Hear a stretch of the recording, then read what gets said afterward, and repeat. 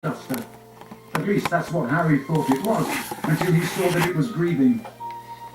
"Errol," said Ron, taking the limp owl from Percy and extracting a letter from under its wing. "Finally, he's got Hermione's answer. I wrote to her saying we were going to try and rescue you from the Dursleys."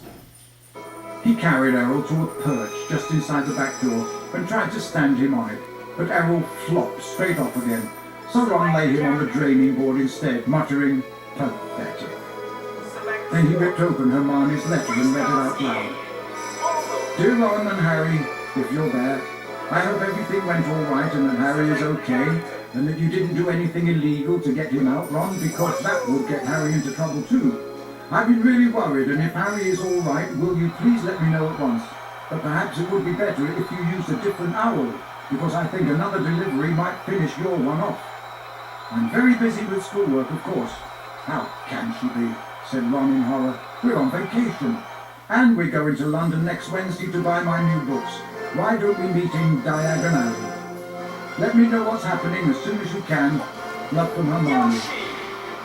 "Well, that fits in nicely. We can go and get all your things then, too," said Mrs. Weasley, starting to clear the table. "What are you all up to today?" Harry, Ron, Fred, and George were planning to go up the hill to a small paddock the Weasleys owned.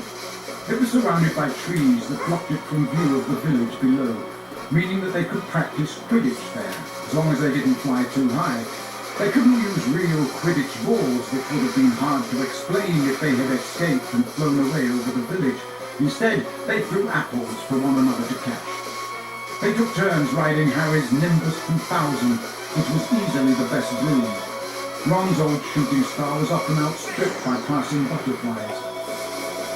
5 minutes later, they were marching up the hill, broomsticks over their shoulders.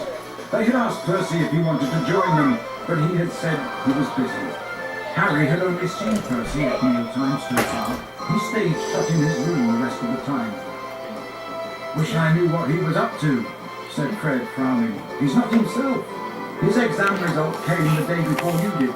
12 OW.